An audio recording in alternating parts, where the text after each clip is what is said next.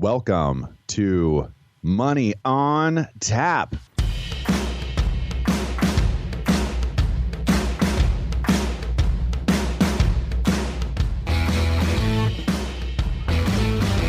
Money on Tap, your personal finance headquarters, where we bring out the professionals' experience and some fun in what we call three-dimensional investing, utilizing insurance, brokerage, and fee-based planning. That's what we do on this show. We look at all sides of the issues, and we bring a fully independent planning perspective to the table. Welcome back. You're listening to Money on Tap, and my name is Seth Krussman. We're glad to have you aboard today. And I'm Ben Brayshaw. And I'm Dan Mickelon. Thank you for joining. Yeah, we have a lot to cover, so we're going to start jumping right into some of the topic. But that topic happens to be a massive move in our industry. We're talking about billions recently and possibly trillions within this next year, moving from or converting from mutual funds into ETFs. So we're going to try to cover a little bit of the why and what's coming up in the forefront for us, and taxes being a part of that conversation. Normally we do talk at some point in time in the show around taxes, but for you and your investing dollars, what's gonna make the most sense? With the ETF and the surge and you know what I think about with the ETF space is there's just a lot of movement there from mutual funds, right? And obviously there's a reason why it's happening and why advisors are recommending it and why companies are shifting their portfolios entirely from mutual funds to ETFs almost, or doing that. But I think our consumer base, the people, our listeners, I don't think they understand why it's happening. And I think that's really what we want to bring to the forefront in the show, is just really kind of create some exposure to understand, why does my advisor keep talking about these ETF things? What about these mutual funds? What are they any good, or should I be using those too? Or and I think that's really kind of an awareness piece that hasn't been well communicated among the general public. I mean, I have people ask me all the time, what the heck is an ETF? People have seen nothing but mutual funds in their 401ks for decades now. So, it is a new term for them. It's a new concept. And it's something that just, really is quite similar, just needs a little education around it. Yeah. Looking forward to that discussion. Me too. And before we get there, it's good to let you know you can reach us at 855-226-8551 or info@yourmoneyontap.com. We're going to head that direction right after we get to Money in the News.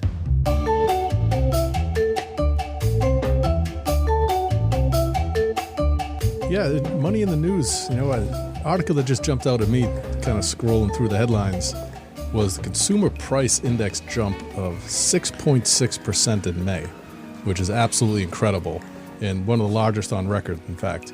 And when you kind of dig through the numbers and try to understand what that is, I mean, we've talked often about the price of gas at the pump. I mean, that's something that's kind of right in your face, and you see that every day. And, the price of milk and it's kind of consumer staples on the shelf. But when you separate out things like food and energy, it really can be a stark increase and a tremendous just overall cost experience for us that you really should understand. And a couple of the things that they segmented and kind of highlighted in this article was that for the last month, the cost of a used car rose 7.3%. And over the last year, it's up 29.7%. Just about a 30% increase in the cost of a used car, which is absolutely That makes incredible. a lot of sense for the people out there that have been trying to shop for a new car. And, because of the issue with getting the chips produced and the cars manufactured that are new, I think people are really turning to that used car market to accomplish their goals.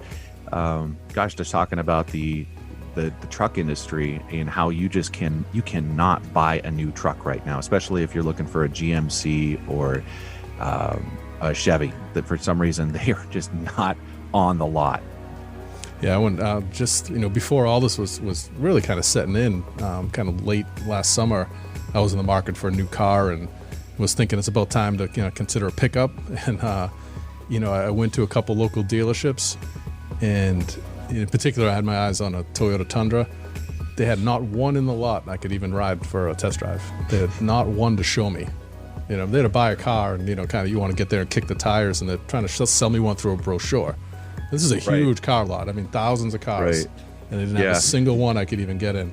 So I ended up back in an SUV, of course. But Well, you were saying that. I was talking to a friend of mine who works at a dealership, and they said, we sold 600 cars last month, and we don't even have 600 cars on our lot to sell for next month. Incredible. That's a. I mean, it doesn't matter how much money you have and what you didn't spend during COVID, and the stimulus money you have. I mean, eventually there's just nothing to buy. Yeah. Just talking to a friend of mine this last week, same conversation really about the trucks, and he was telling me that he could sell his truck for $10,000 more than he paid for it a year ago. He should definitely do that. Yeah. What are you going to get if that's the case? I mean, that's unbelievable that people are willing to pay that much above what he paid for it used a year ago. Yeah, it's crazy. It's a crazy market right now, and I think, if you're in the opportunity, I have a friend who bought a boat 3 or 4 years ago and can sell it for, it was an expensive boat, but he can sell it for 10, 20 grand more than he bought it for, and he's like, well, I'll just wait 3, 4 years and I'll buy another boat, whatever. If you're in that mindset, hey, take advantage of it. I do think that the supply chain will catch up. I do think some of that stuff will happen, but I mean, there's a lot of people out there concerned it's not going to happen, and that's a scary point if they're right. The producer price index is what we've been talking about as far as that 6.6% raise over the last 12 months. That it's gone through, very different than not very different, but different than the CPI, which is usually what we talk about as a measure of our total economy and how are we in inflation and our prices going up. And we've done a show about that recently. But the things that are different about the PPI is that it doesn't cover services like food, beverage, alcohol, tobacco, education, communication, medical care, housing, transportation, recreation. So there's a lot that isn't included in that measurement of the PPI. That's a great point, Seth, to bring. I think really the thing we're talking about and what we're trying to bring, what this article from CNBC brings up from Jeff Cox is that, 11, this is the fastest growth in 11 years. It's like, that is just an astronomical idea. Everyone's talking about inflation. I have clients contact constantly like, what does inflation look like? How is it going to impact me? What does that mean? And talking to them really about, and Dan and I, we were having a conversation the other day in the office. I go, people never equate inflation to some number that the Fed says or what somebody has in an article. They equate it to go into the grocery store. They say, hey, I'm paying another $1 or $2 for milk. I mean, I remember when milk was $1, So thinking about that and what the costs are and how that's impacting your household directly, that's what everybody really equates inflation to. And everyone knows they're spending more. They just don't know when that more slows down or stops for a while, or the readjustment and how are they going to deal with it. But, this article brings up the point that, retail sales actually declined 1.3%, which is worse than this 0.6% estimate that they thought was going to happen because of it. So this increase has really stalled sales on it. Everyone expected sales to go down because they knew money was rising. The cost was rising, but they didn't expect it to go down. It's actually over twice as bad as the decline that they projected. That brings us into another conversation around this. And this is another CNBC article by Hugh Sun. Bank of America CEO Brian Moynihan says consumer spending is 20% higher this year than 2019. So, one thing we have that's really confusing in our world is that people can use numbers all over the place and make their story one thing or another. This article is quite interesting because they're looking at 2019 and they're looking at this year and they're saying, hey, 2019 and 2021, skipping 2020 entirely because it's a redo. Yeah, it's a plethora of question marks. 2021 is people are spending 20% more than expected. It's higher. It's significantly higher.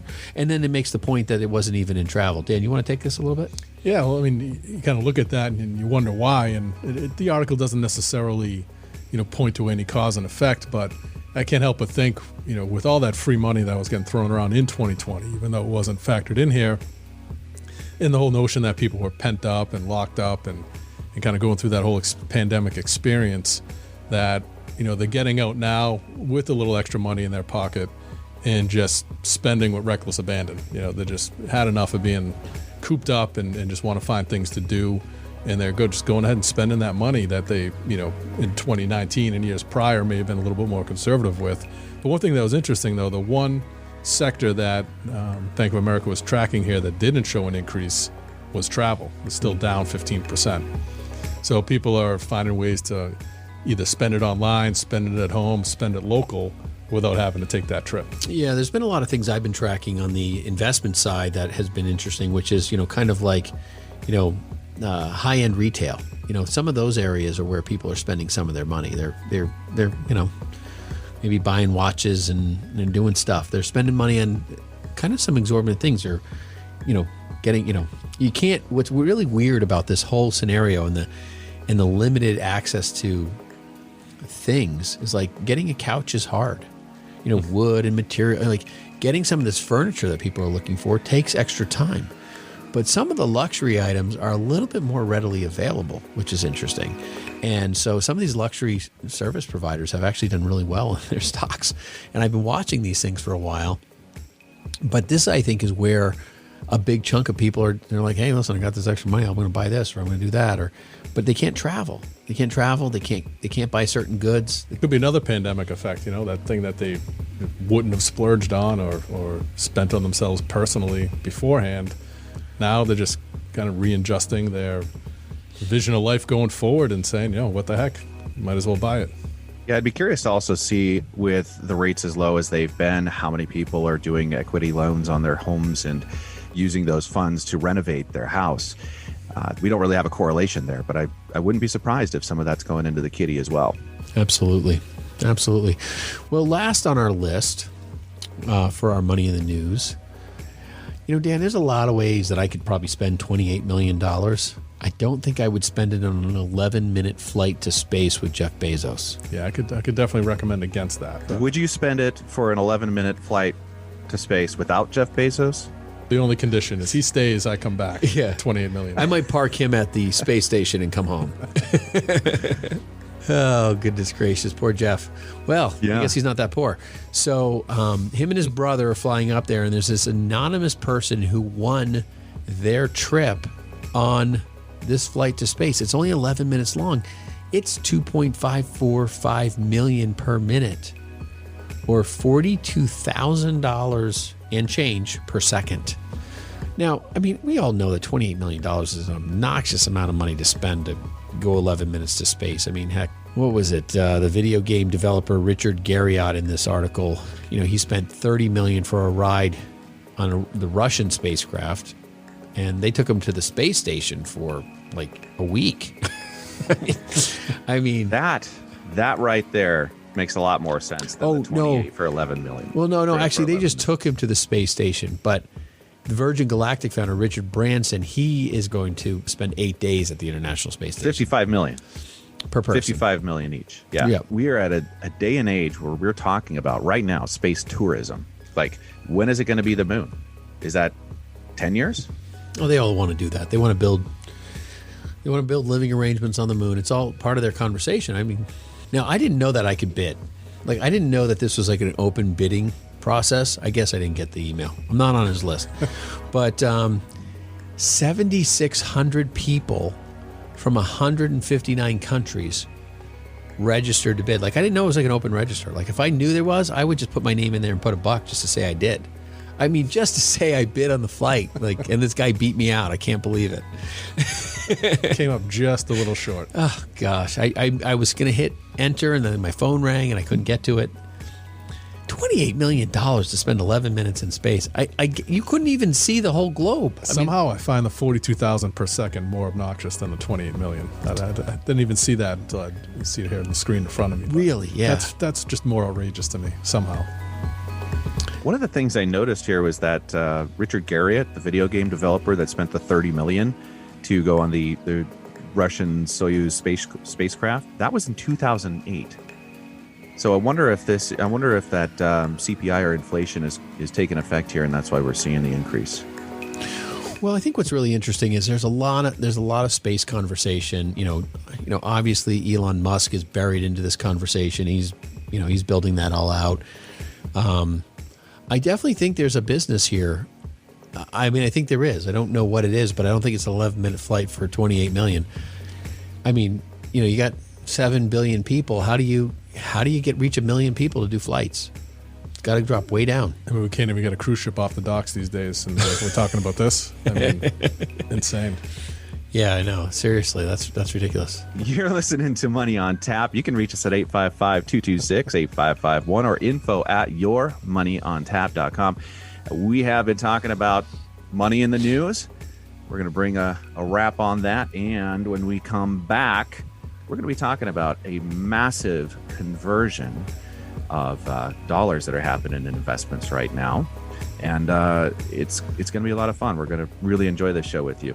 Stick around. We'll be right back. You're listening to Money on Tap.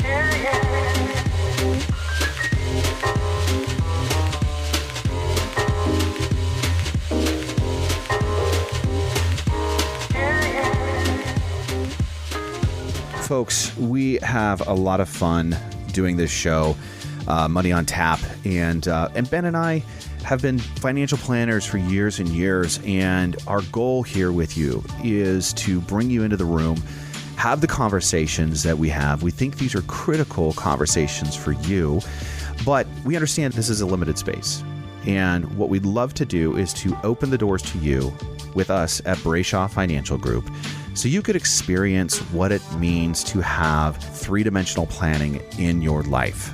Let's take a look at all sides of your situation, your scenario, and see how we can put together the best plan possible, taking into account your risk. How much can you have in the market? How much do we need to have set aside and doing different things for your life? That's what we do as planners, how we engage with you, and we welcome you to do that with us. You can reach us at 855-226-8551 or info@yourmoneyontap.com. Now, if you have $250,000 that are investable assets today, our planning is free to you. We want you to have the playbook to have a successful experience in retirement. Give us a call, 855-226-8551 or info@yourmoneyontap.com. Ben and I welcome you to Brayshaw Financial for complete wealth management. Now back to Money on Tap with Ben and Seth.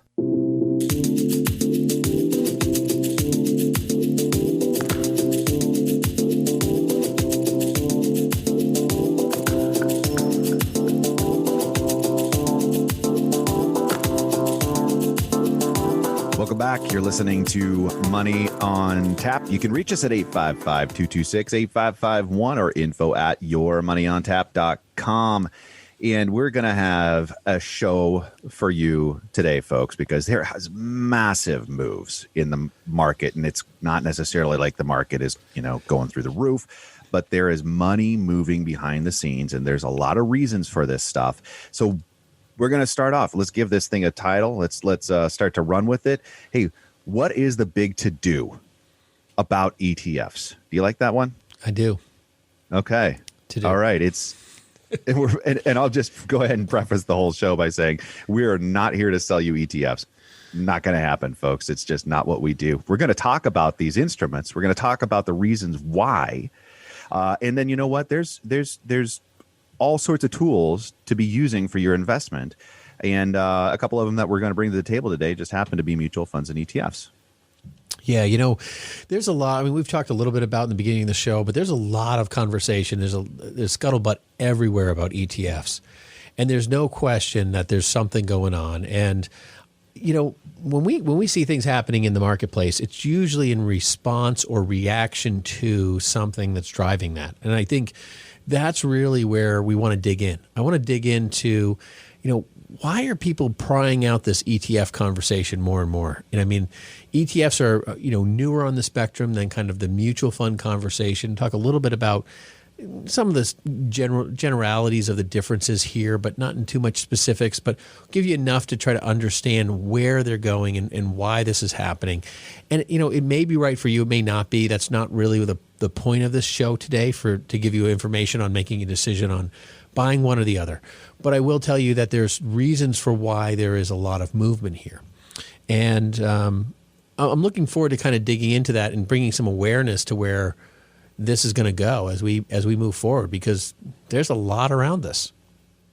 Yeah, it seems like it's more and more a hot topic, but ETFs have been around since the 90s. I think the first one created was up in Toronto in 1990, and the first one publicly traded in the U.S. goes back to 93. So they've been around quite a bit of time, but day by day, article by article, more and more, they come up in the mainstream media and in conversation with clients. And the question kind of comes back to also frequently, what's really the difference between that and a mutual fund? They both look like a bundle of investments, a basket full of stocks. So what is the difference? And I think, I want to say, first of all, we just don't give enough credit to those Canucks for, being what they are. I mean, they're innovators. Right? Innovators. I mean, what else are you going to do? You're up there you guys are in the freezing cold as well. But they convinced us to fight all their wars, so whatever. Yeah. Oh my gosh, they're smart. So, I think from a disclosure standpoint, we use mutual funds and ETFs here. We use them in our managed platforms. We use them in different various forms, and I don't think that we have a necessary preference to one or the other. We really look at value concepts of where we think money would be best suited, and then we look at the open architecture of what we can invest in, and we choose those. Sometimes we choose baskets of equities. We buy straight up stocks. However we can accomplish what our goal is. I think about our one, large mid-cap value portfolio that we have, which is, just 25 stocks. It's 25 stocks we use, we rotate. It's that. It's not a fund. It's not a mutual fund. It's not an ETF. It is straight chosen equities by us. And then, it is, but how we choose them is really interesting, though. We should probably do a little video on that, because the spinning wheel of large cap value stocks out there that we throw on the board and then we just start throwing darts on it while it starts spinning, that is so much fun. So much fun. Even better when you blindfold it too. Yeah. And Ben, runs through and we get I try to get Seth to hold the board up. Yeah. It's fun. I did that one time. That was it. No more. Yeah, no, we have some internal architecture around our choosing of equities in that space, and we use that for a specific type of client, a specific type of play. But we very much use ETFs and mutual funds as well in a very different capacity, but also in managing money for our client base. So let's get into the conversation around kind of some general differences about mutual funds and ETFs. And I think I probably want to first start off with what is a mutual fund? What is an ETF? Really, when you actually break it down, they're both culminations of stocks. They both have... Or bonds. Well, if you have a bond fund, right? So that's not a mutual fund. So a bond fund would be a culmination of bonds, the loans made to companies. Stocks are when you own an equity position and you're an owner in a company. Now, when you own a mutual fund, traditionally there's a whole bunch of stocks inside there. There could be 1,000, it could be 5,000 stocks.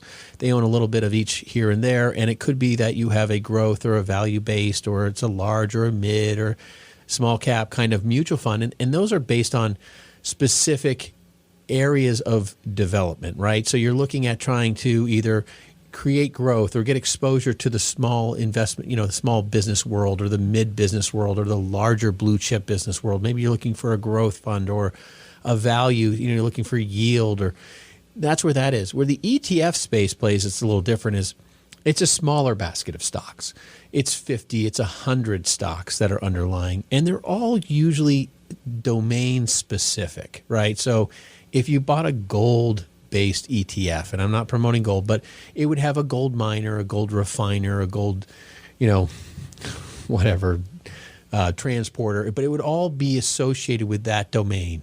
a sector of some sort, and it would be focused on that. Like if you wanted to, So you can buy commodities, basically, is what you're saying. You can have commodity ETFs. yeah, you can have anything that you want in a specific sector and go find that. If you want a technology-based ETF, it might look and smell more like a mutual fund mix, but it'd be technology only. And so, you really have to understand how they play. So people who invest in sectors, okay, they go usually ETF, or that's been kind of the recent theme, right? And if you want to be generalities in the whole marketplace, and you don't really care if you own McDonald's and Microsoft in the same investment, even though they have no parallel correlation at all, then you're going to find that kind of investing style more in a mutual fund.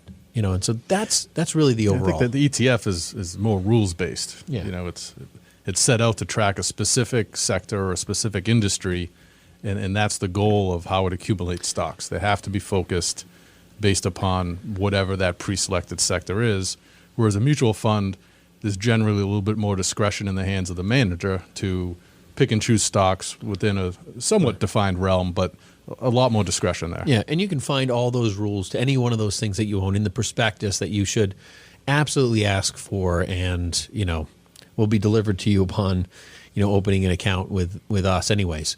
So those are the types of things that we're doing, but there has been this kind of overwhelming conversation in the industry, and I'm just thinking about Seth, if you want to just jump in on that dimensional funds article, I think that's really a very interesting piece that kind of triggered this whole conversation.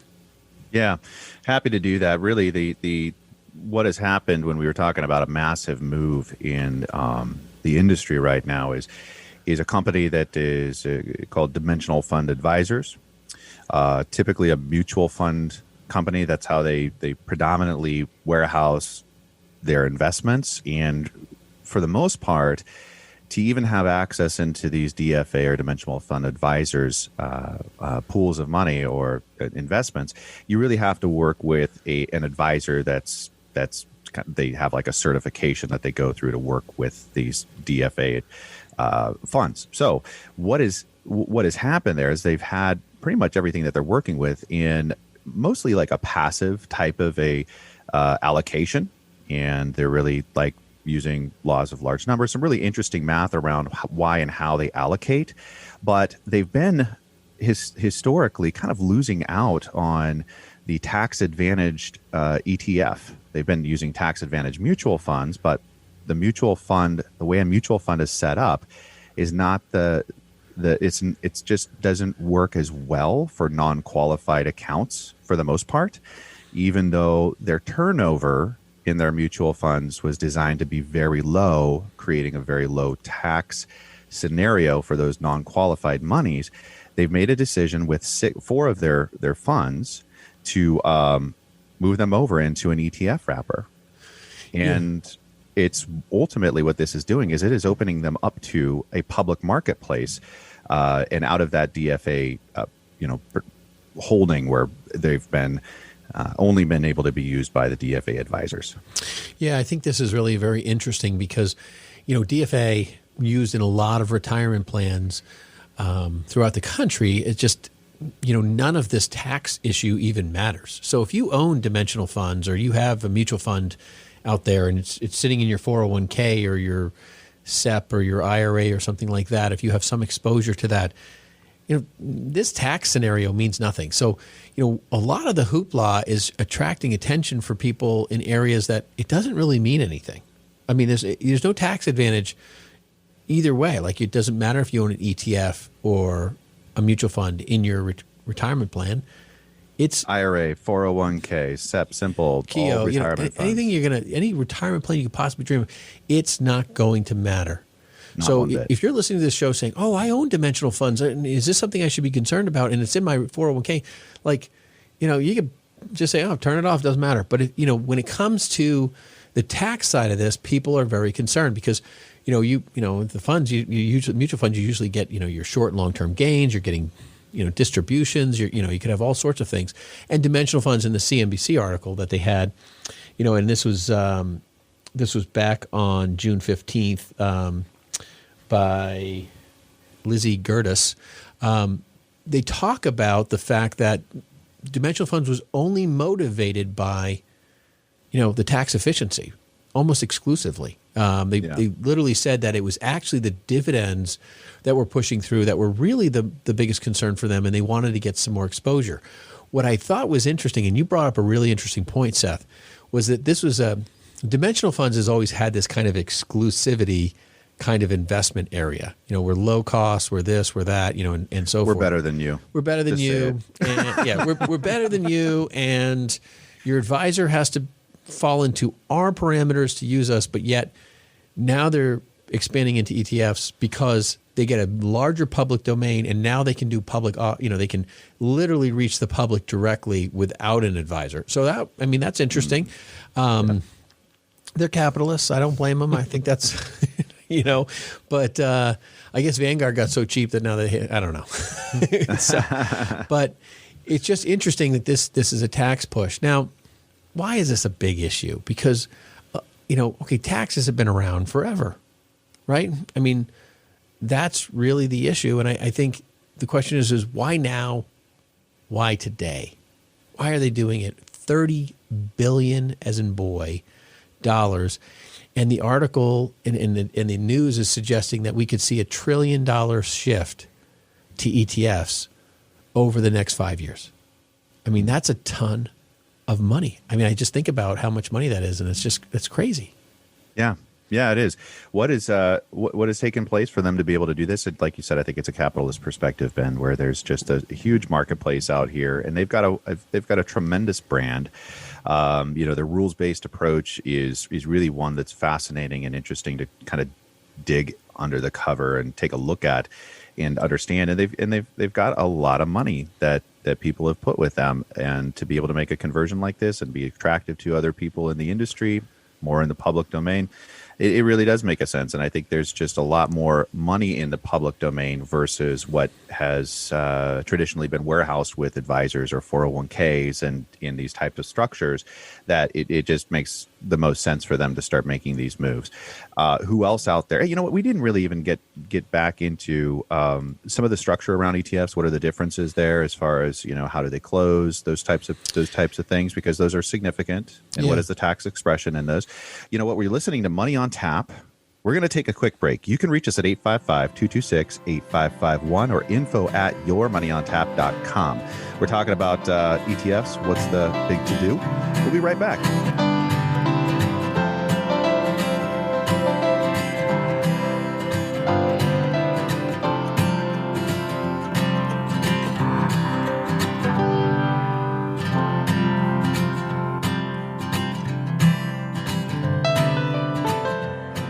For a number of our listeners, they have a lot of questions, and you might be one of them. Today, we're just offering what we call Zoominars, webinars over Zoom meeting rooms, where we have top experts, Social Security, estate planning, and financial planning experts for you to speak with, do a private consultation that way today. We're also having webinar-based Zoominars where we're going to have multiple groups where you can be part of that and enjoy that as well. Give us a call at 855-226-8551 or email us at info@yourmoneyontap.com to schedule your Zoominar. Now back to Money on Tap with Ben and Seth.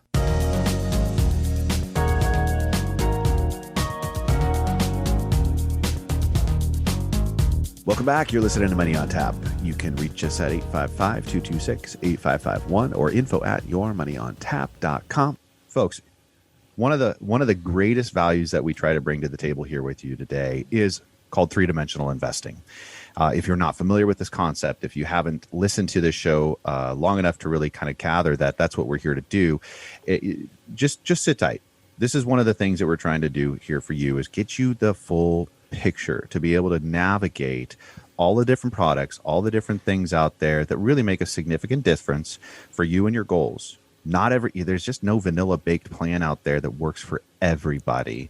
And you can't really say today, hey, we're trying to talk about uncover ETFs and what it is about ETFs that they're using and how they're used, and say that that's what you should do. That's not what we're here to do. We're taking a look at the big picture. And you know what? It's an educational opportunity for all of us together today to get this three-dimensional perspective around your financial plan. So what's the big to-do about ETFs, folks? We talked a little bit about an ETF. We've talked about mutual funds. We've talked about DFA advisors making this 30 billion shift into this ETF wrapper. But why? Why is that a more tax efficient vehicle for them? This is a really interesting area. I'm going to just pass that over to Dan. I know that he likes this part. Yeah, it's interesting, but it's pretty technical, and probably the simplest way to boil it down is, if you own shares in a mutual fund and the mutual fund manager makes a trade on your behalf, essentially, and or one of the stocks that you own in there pays a dividend, all of those moves become a taxable event to you, the shareholder. So regardless of your lack of moving in or out of the mutual fund, the fund itself is making moves that create tax events. And the stocks that are lying within do that from time to time as well.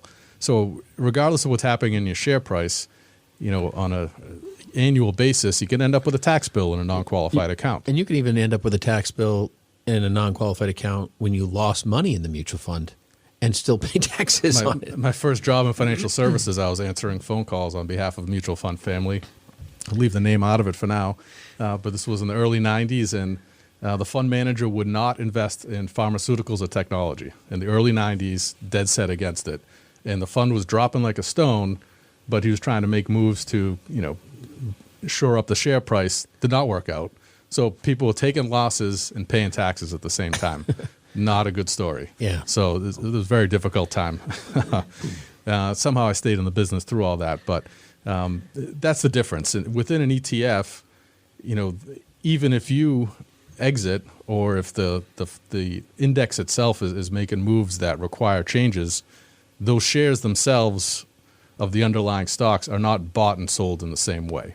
So there's a rebalance that occurs inside of the ETF itself, and that rebalance effect creates no taxation for you, the shareholder. So really what that comes down to is the simple tax efficiency that Seth was alluding to before, that an institution like DFS is taking a look at and saying, well, can we be more efficient in how we manage funds? When we perceive ourselves to be, when we structure ourselves to be low cost, how can we save tax dollars and how can we save those unnecessary distributions to the shareholder? And it's really what it comes down to. It's pretty technical, but that is the key difference and the big driver between, this story and this relationship between mutual funds, ETFs, and taxation. So this really does, again, make the difference for people that have money that's invested in the market with non-qualified money. That's the key here, folks. If we're talking about like this ETF being tax efficient, it has to be non-qualified, taxable. That's it. We talked a little bit about the qualified, which is the 401k, the IRA space. There's really not the same tax rules there, because anything that happens inside of that IRA stays inside of the IRA until you take a distribution. And all those distributions on that IRA or 401k, as long as they're traditional, not talking Roth here, those are taxed as ordinary income. But we're taking a look here at these ETFs, and also some interesting things around the other piece here with the moves are the Biden administration and what is their proposed tax overhaul here, where the tax rate potentially is really going up, and the marginal tax rate really for the capital gains for positions held more than 1 year, which is what you have to do inside of an ETF, buy it at whatever $10 and it goes to $12, $13 over the next year, and you sell it, then that difference there from what you bought it at to what it's gone up, that's going to be your long-term capital gains. It's been at around 23.8%. Seth, I think that is the driving force, right? Everyone's scared. Taxes are going up. I think everyone knows taxes are going up, but at the end of the day, it's like, hey, we've had this tax efficient strategy, this creation redemption piece, and now, that's been great, but taxes haven't been too overly burdensome, but everyone's concerned they're going to become burdensome. And the administration has said that they're going to look backwards on capital gains. So the administration's concerned that if they say, hey, at this date, long-term capital gains rates are going to change, and this is what it's going to be. And if you've sold between now and then, you'll be under the old premise. Well, if that's the case, everyone's going to sell and say, oh, goodness gracious, let's say you're at a 10% or 15% or 23.8% capital gains rate, and everybody's going up by 10%. You may say, well, I'll sell now and reset my cost basis, and then I'll deal with the gain on the other stuff at higher. Now, all of a sudden, you have a massive selling spree in the stock market, which will send it down, right? If more people are selling, less people are buying, that's an issue.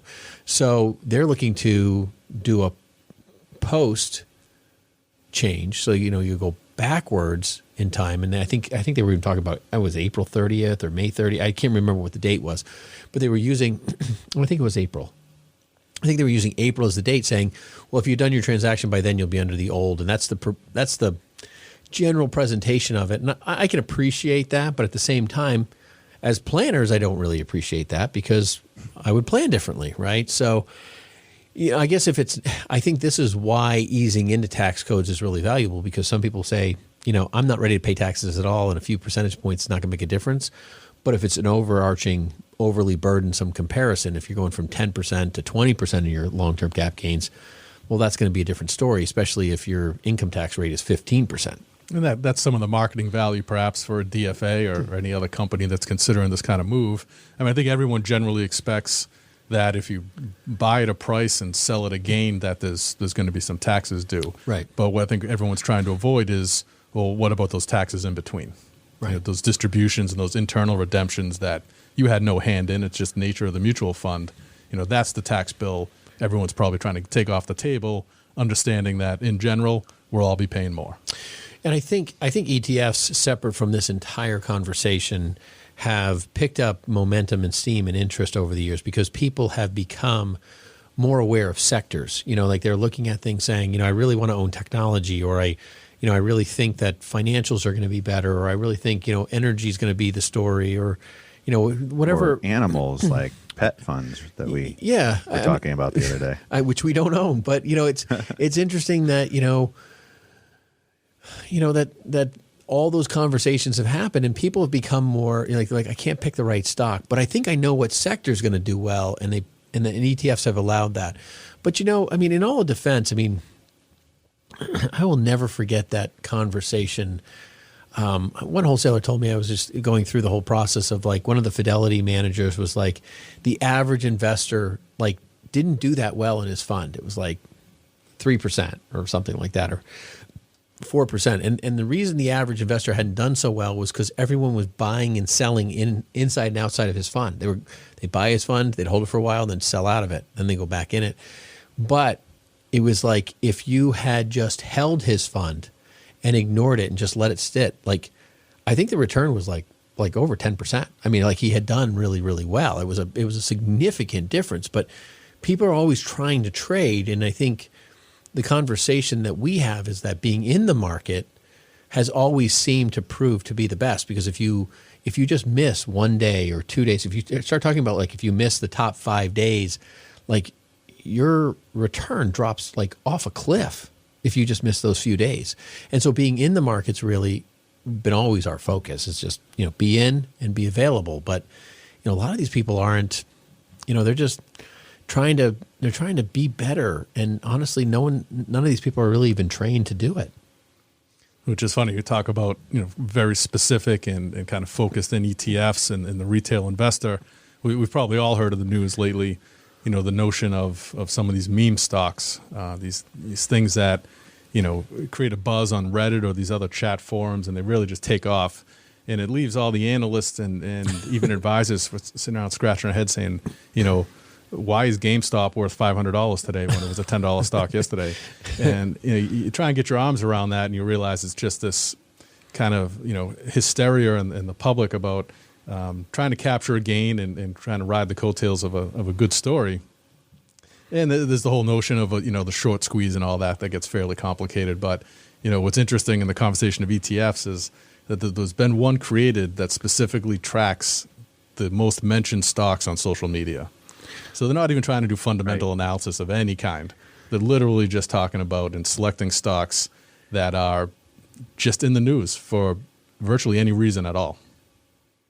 That's fascinating information. I remember here now. I think it was over a year ago that I remember kind of catching the information there, and won't mention the ticker on that. But I'm looking forward to going back and being able to take a look once we get to maybe 5 years and 10 years, and who knows where social media is at in 10 years or what's really moving that story. But fascinating, and I've even talked to people who have just said that they just buy, like, for instance, retail brands that they like. It's like whatever, it's Coach purses, and they're just like, yeah, I'm going to buy Coach purses because I love them, or Nike, or whatever the thing is. And it's there's no analysis and fundamentals there. It's just it's just a preference. I know it's true, but I think there's a lot of truth to that. I mean, you listen to some of these, talk show hosts and stuff like that. It's like, you don't buy something you don't like, because if you don't like it, then you got to ask yourself how many people do like it. I mean, and early on in the pandemic, my wife wanted to go shopping. It was one of her, a retail outlet, clothing store. We drove through one of the major outlets in southern Maine, and she got out of the car, massive line. You had to have reserved a spot to stand in line on the internet just to get into the store. And so she walked back to the car, and the conversation on the ride home was, well, how much of this company can we buy? Because something's going on right here. I think that's the thing. So there's a lot of truth in that. But yeah, fundamental analysis is definitely key. I would say, hey, I like this. And am I the only person that likes it? Like, am I the one, is this a fad and I'm the one customer, or, is this a trend? Is this a development? I mean, you look at Nike or Under Armour, all these companies. I mean, you watch all these different companies, and their stocks are up and down, and it's the next, listen to my kids. Oh, I don't wear that. But then like 6 months later, oh, we only wear this, I'm like, what the heck is up with these brands? I mean, why is one go cool and one doesn't? I mean, if someone can figure that out, I'll buy the stock accordingly. But we should ask Ed Hardy, because, those are the days, right? When all you needed to do is drop into Nordstrom's and pick up your Ed Hardy gear, and you were cool. You were set to go. So, well, you don't even know what I'm talking. Ben's like, what are you talking about? I'm thinking like Z Cavaricci jeans. I've been an LL Bean buyer. That's what I'm from New Hampshire, man. I don't even know. Do we even have a Nordstrom's in New Hampshire? They may have put one but not when I was a kid. Oh man. Well, Seth brings a different parallel to our show, which we appreciate, and that's good. All right. So, hey, you guys have been talking about a lot of really good stuff, and we kind of got to go a little bit of a different direction, which is this, a break, right? Because that's what we're going to do. You're listening to Money on Tap, and you can reach us at 855-226-8551 or info@yourmoneyontap.com, and we're going to be talking about what's the big to-do about ETFs when we come back.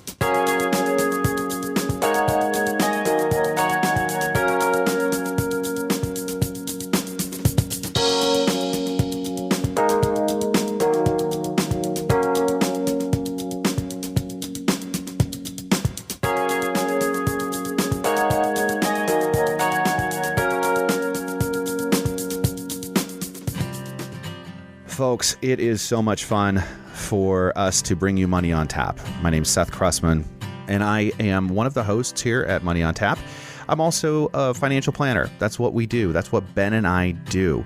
And the fun part is we get to have this radio show. We talk about important things that we think you need to listen to and be aware of to help raise the bar as far as your financial literacy. It's a big part of what we're trying to do here. The other thing that we're doing here as well, as financial planners, we are welcoming you to come and call us and to join us at Brayshaw Financial Group. Experience what complete wealth management looks like. Let's take a look at all sides of the issue, get a three-dimensional perspective, and put a plan around your next step. It's so critical. And so many people just leave this part out, and then they find out later, oh, if I only would have known. Hey, don't let that be your story. Give us a call at 855-226-8551 or info@yourmoneyontap.com. If you have $250,000 of investable assets today, our plan is free to you. We think it's important for you to know the facts and have a playbook so you can have a successful retirement. Give us a call at 855-226-8551. Thanks for listening. Now back to Money on Tap with Ben and Seth.